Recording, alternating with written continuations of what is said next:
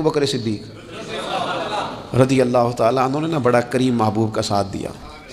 ایک موقع پہ نہیں درجنوں مواقع پر حضور نے فرمایا میں نے سب کی نیکیوں کے بدلے دے دیے. ابو بکر کا بازو تھام کے لے جاؤں گا, رب ہی اسے اجر عطا کرے گا. حضرت صدیق اکبر رضی اللہ تعالیٰ عنہ کی ان باتوں کو میرے کریم نے ہمیشہ, بلکہ حضرت عمر کہتے ہیں میری اور جناب صدیق اکبر کی کسی بات میں شکر رنجی ہو گئی, اور جناب صدیق حضور کے پاس چلے گئے اور جا کر کے عرض کیا کہ یا رسول اللہ صلی اللہ تعالیٰ علیہ وآلہ وسلم یہ معاملہ ہو گیا ہے.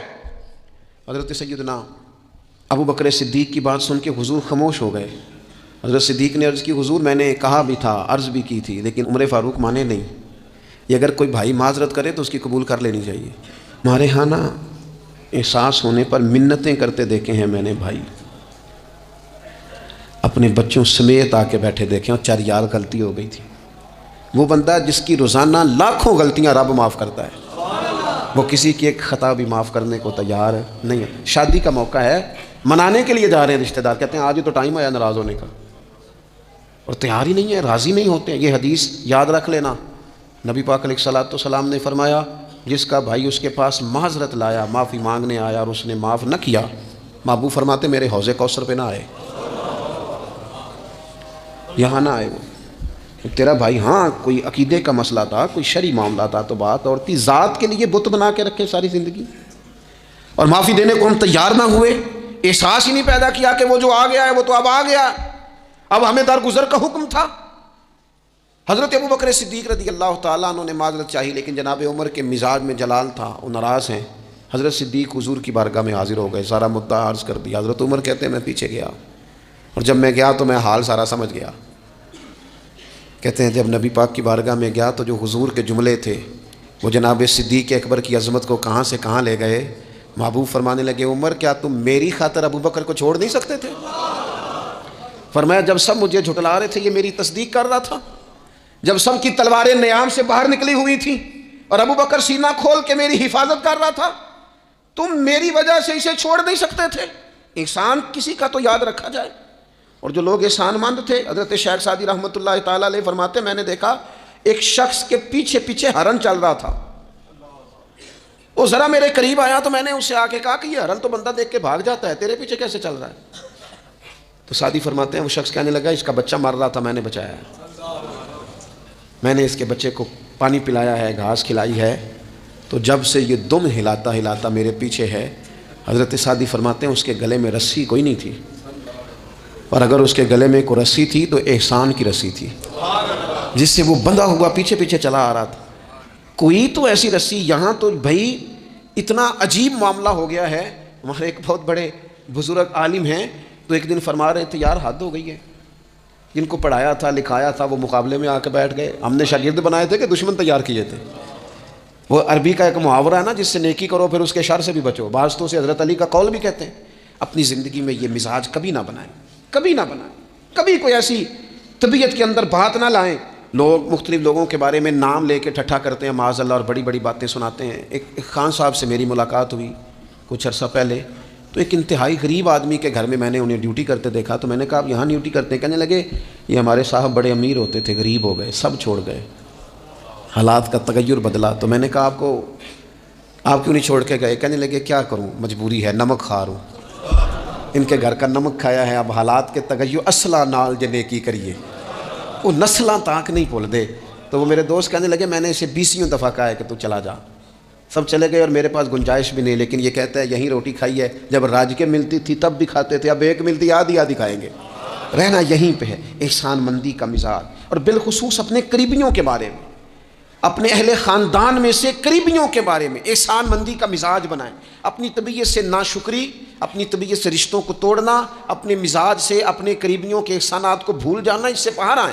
اپنے اساتذہ کے لیے جذبات پیدا کریں. اعلیٰ حضرت رحمۃ اللہ علیہ فرماتے استاد بدرجے باپ کے ہے, اور اس استاد سے کون مراد ہے؟ شیخ مرشد بھی اسی میں داخل ہے, جس سے ہم تربیت لیتے ہیں, جس کی وجہ سے اللہ ہمیں کوئی خیر نصیب کرتا ہے, جس کی بات سے کچھ سیکھتے ہیں وہ بھی اس میں داخل ہے.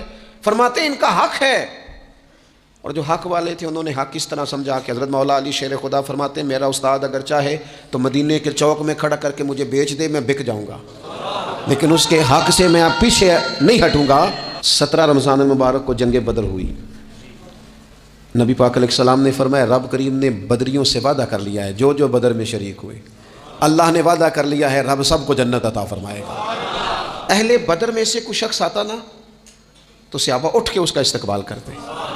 بدر کے لوگوں نے جب کہا نا شہدائے بدر اور شہدائے احد کو فلاں فوت ہو گیا فلاں مر گیا، تو اللہ نے کہا وَلَا تَقُولُوا لِمَن يُقْتَلُ فِي سَبِيلِ اللَّهِ أَمْوَاتٌ، خبردار تم نے مردہ کہنا بھی نہیں، جائے میرے رستے میں ابھی اسے مردہ کہا جائے، بل احیاء، بلکہ وہ زندہ ہیں، وہ زندہ ہیں۔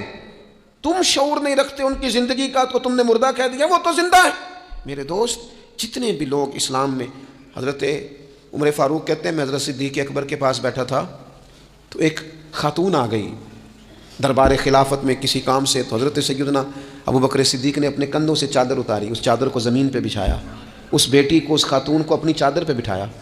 تو حضرت سیدنا عمر کہتے ہیں میں نے کہا اللہ نے آپ کو اتنی شانوں سے نوازا ہے، انبیاء کے بعد آپ سب سے افضل ہیں، اور آپ اپنی چادر کس کے لیے بچھا رہے ہیں؟ کون ہے آخر یہ خاتون؟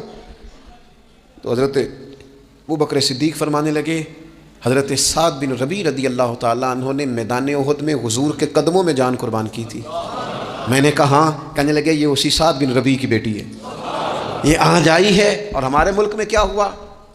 کبھی پلٹ کے دیکھنا شہداء کے خاندان کس کیفیت میں، کبھی پلٹ کے دیکھنا سرحدوں پہ جان دینے والوں کے بچوں کی کیفیت کیا ہے۔ کبھی کسی تقریب میں بلا لیا جاتا ہے، دو جملے کہہ دیے جاتے ہیں، کوئی ایک آدھ میڈل بھی دے دیا جاتا ہے، لیکن کبھی پلٹ کے دیکھنا ان کی کیفیات کیا ہیں، ان کا خیال رکھا، ان چیزوں کو غور کیا گیا۔ کسی نے اگر کسی مقام پہ کوئی نیکی کی تو اس نیکی کا اعزاز رکھا گیا۔ میں نے تو اپنی زندگی میں دیکھا ہے، بڑا چھوٹا آدمی ہوں کہ میں نے دیکھا ہے دین کا کام آپ تھوڑا کرتے ہیں، رب آپ کو اجر اتنا عطا کرتا ہے، اتنا عطا کرتا ہے کہ انسان شرمندگی میں پانی پانی ہوتا جاتا ہے کہ یہ تو بالکل میری اوقات ہی نہیں تھی، یہ تو کیفیات ہی نہیں تھی۔ یہ اس مسجد کے نقشے کی جب بات چل رہی تھی تو نقشہ منظور کرنے والوں میں سے ایک صاحب نے مجھے کہا اتنی بڑی مسجد بنا رہے ہیں تو وہاں تو آبادی کوئی نہیں، تو اتنی بڑی مسجد بنا رہے ہیں تو لوگ کہاں سے آئیں گے؟ تو میں نے کہا ہمیں تو پہلے بھی نہیں پتا کہاں سے آتے ہیں۔ وہ کہنے لگے نہیں پھر بھی کوئی اندازہ تو ہو۔ میں نے کہا کہ میں چلے مسلمان پر ویسے ہی اعتبار کرنا چاہیے، تو میں تو ویسے ہی پگڑی داڑھی والا ہوں، سچ بتاتا ہوں مجھے نہیں پتا کہاں سے آئیں گے، پر امید ہے کہ آ جائیں گے۔ اب جو آ رہے ہیں وہ مجھے صرف ایک ہی بات کہہ رہے ہیں تہاڈی جگہ تھوڑی ہے، جگہ ذرا بدا لو۔ میں نے کہا ذرا ٹھہر جاؤ، جو چیزیں ہو رہی ہیں ان کو ذرا مینج کر لیں۔ دیکھو اللہ تبارک و تعالیٰ، اللہ کا رسول، دین کسی کا قرض نہیں رکھتا۔ ہمارے مخلص ہونے میں دیر ہوتی ہے، ہم اور جلدی شکوہ کرتے ہیں اپنی زبان پہ، اللہ تعالیٰ ہمیں معاف فرمائے۔ بعض اوقات نہ چاہتے ہوئے کچھ ایسی باتیں آ جاتی ہیں جن میں بعد میں شرمندہ ہوتے ہیں، یار یہ جملہ کیوں کہا، دین تو بڑا اعزاز دینے والا۔ اپنے محسنوں کا شکریہ ادا کریں۔ آپ یقین کریں میں نے زندگی میں ایسے اساتذہ دیکھے جن کا مقصود تنخواہ لینا نہیں تھا، پڑھانا تھا، اور انہوں نے جیب سے خرچ دے کے بچوں کو پڑھایا، دل لگایا، جد و جہد کی۔ ایسے مشائخ دیکھے جنہوں نے وارفتگی کے ساتھ لوگوں کو دین کی طرف قائل کیا۔ اب نہ زمانے میں تکلف پیدا ہو رہا ہے، اب طبیعتیں احسان مند نہیں رہی۔ بچے اپنے ماں باپ سے جب یہ کہیں کہ آپ نے ہمارے لیے کیا کیا ہے، اور جب شاگرد اٹھ کے اپنے استاد سے کہیں کہ اگر پڑھایا ہے تو فیس نہیں لی، مفت پڑھایا ہے۔ اگر کوئی بیوی اٹھ کے اپنے خامد سے کہہ دے، نبی پاک علیہ السلام نے فرمایا، بخاری میں موجود ہے کہ ساری زندگی تم عورت کے ساتھ نیکی کرتے ہو لیکن تمہارا ایک عیب دیکھتی ہے تو وہ کہتی ہے میں نے تو کبھی تم میں کوئی بھلائی دیکھی نہیں، یہاں تو سکھ پایا ہی نہیں۔ فرمایا اس بنیاد پر کثرت سے عورتیں دوزخ میں جائیں گی۔ اور اگر وہ خاتون جس نے سارے دکھ سکھ دھوپ چھاؤں خامد کے ساتھ گزاری، اگر خامد اسی کو اٹھ کے تانا زنی کرے اور اس کے دو ایک کاموں کو بنیاد بنا کر کے یہ چیز نہیں ملی، یہ کپڑا وقت پہ استری ہوا نہیں ملا، اس کی زندگی کی ساری نیکیوں کو توڑ کے رکھ دے، یہاں تک کہ اس کے ماں باپ کے بارے میں بھی کمزور جملے کہے، تو اللہ کا قرآن کہتا ہے وَلَا تَنْسَوُا الْفَضْلَ بَيْنَكُمْ، آپس میں ایک دوسرے کا احسان بھول نہ جایا کرو۔ تھوڑا سا احسان مند رہیں، تھوڑا سا چیزوں کو سمجھیں، تھوڑا غور کریں۔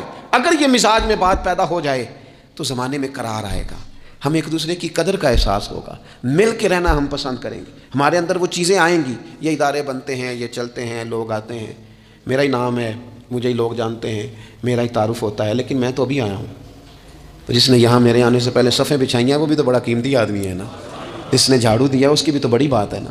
جو میں چلا جاؤں گا اپنے معاملات میں، جہاں مجھے مزید سفر کرنے نکل جاؤں گا تو یہاں ڈیوٹی کریں گے، یہاں سے چیزیں اٹھائیں گے، ان کی بھی تو بڑی بات ہے نا، لیکن ہم احسان ماننے کو تیار، یعنی سو رہے ہیں سیٹھ صاحب گاڑی میں، پیر صاحب، علامہ صاحب سو رہے ہیں، ڈرائیور گاڑی چلا رہا ہے، وہ سویا ہوا ہے، پتہ نہیں کتنی دیر ہو گئی، ایک ذرا جگہ کسی جگہ بریک لگ گئی ہے تو آنکھ کھلتے کہتا ہے تیار نہ چلا، او بھائی تو سویا ہوا تھا۔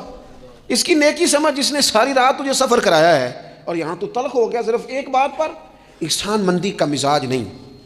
مطعم بن عدی ایک سردار تھا قریش کا، یہ بات نا، یہ ایک میں پڑھتے میں بدر کو پڑھ رہا تھا دراصل، یہ ایک بات میں نے پڑھی تو یہ سارا عنوان ہی میں نے بدل دیا، میں نے کہا بات ہی اس پہ کرنی ہے۔ ایک شخص کا ذکر آیا بدر میں، مطعم بن عدی کا، کافر ہے، مسلمان نہیں ہوا، بدر میں اس کا ذکر آیا۔ ذرا دیکھیے ذکر کیسے آیا۔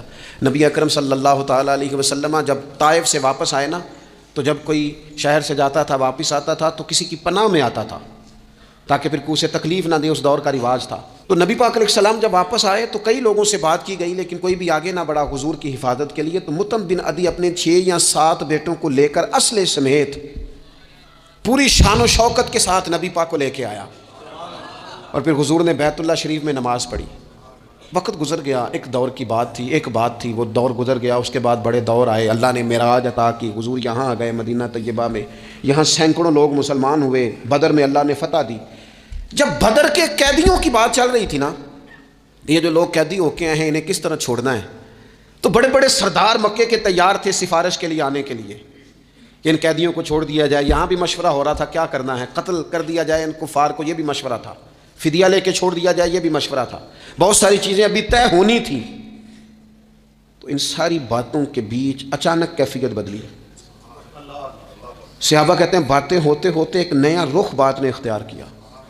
محبوب کریم اچانک فرمانے لگے، آج اگر مطعم بن عدی زندہ ہوتا، کیونکہ فوت ہو گیا تھا، کہا آج اگر مطعم بن عدی زندہ ہوتا اور وہ مجھ سے آ کے کہتا ان قیدیوں کو چھوڑ دے، تو حضور فرماتے ہیں میں دیر نہ کرتا، فوراً ہی چھوڑ دیتا، چونکہ مجھے اس کی وہ نیکی یاد ہے، اس نے وہ جو اس وقت میرے ساتھ رویہ رکھا مجھے بھولا نہیں۔ صرف ایک بات آپ کی خدمت میں عرض کرنا چاہتا ہوں کہ اپنی زندگی میں نا، وہ انسان بڑا چھوٹا ہوتا ہے جب ماں اسے وقت دیتی ہے، بڑا چھوٹا ہوتا ہے جب باپ اسے وقت دیتا ہے۔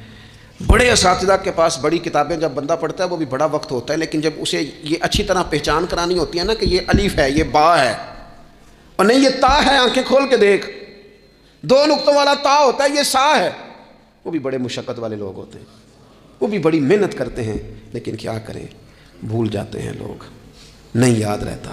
وہ جس کی بات سن کے اللہ نے دین کی توفیق دی، اس کی بات سن کے اس طرف مائل ہوئے، پھر ریسرچ کی اور پھر اسی کو ان پڑھ کرنا شروع کر دیا، پھر کہا کہ وہ توجہ تو اس نے دلائی تھی پر یہ بندہ ہی ٹھیک نہیں۔ یہ ہمارے ہاں عجیب ناشکری کا اور احسان فراموشی کا مزاج آیا ہے۔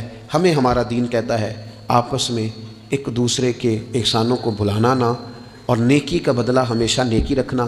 حضور نے فرمایا شکریہ ادا نہ کر سکو تو محسن کے لیے دعا ضرور کرنا۔ اپنی زندگی، یہ جو لوگ احسان مند ہوتے ہیں نا، یہ بڑے نفیس لوگ ہوتے ہیں، یہ حدود کے اندر ہوتے ہیں، یہ بڑے باادب ہوتے ہیں، ان کی زندگی سلجھی ہوئی ہوتی ہے، ڈھلی ہوئی ہوتی ہے، یعنی یہ وہ لوگ ہوتے ہیں جن کا کوئی ہوتا ہے، یعنی ان کی کوئی سند ہوتی ہے، ان کے کوئی پیچھے ہوتا ہے، ان کی کوئی بہک ہوتی ہے، انہیں کوئی کہنے والا ہوتا ہے، ان کا کوئی استاد مرشد ہوتا ہے، انہوں نے کسی سے سیکھا ہوتا ہے، ان کی کوئی پشت ہوتی ہے، یعنی یہ وہ ہوتے ہیں جن کا کوئی ہوتا ہے۔ اور جو کہے کہ میں تو ساری محنت آپ بھی کی تھی، ابھی بھی کچھ نہیں سی دیتا، بھائی بھی چھٹ گئے سن، فلانا بھی تو بھائی تو ڈھلا ہوا ہی نہیں ہے، ایسا آزاد بندہ، اس طرح کی کیفیات، یہ انداز درست نہیں ہے۔ اپنی زندگی کو احسان مند بنائیں۔ ہم بڑے لوگوں کے احسان مند ہیں، آپ یقین کریں کبھی سوچتے ہیں تو ڈھیر سارے لوگ ایسے ہیں جن کے بارے میں سوچتے ہیں یار تیرا شکریہ کیسے ادا کریں گے، کہاں سے وہ لفظ لائیں گے جن سے تیرے بڑے سارے زندگی میں لوگ ہوتے ہیں۔ بس اپنا مزاج احسان مندی والا بنائیں، نہ جزا دے سکیں اور نہ کوئی بدلہ دے سکیں تو دعا کے تو الفاظ ادا کیے جا سکتے ہیں۔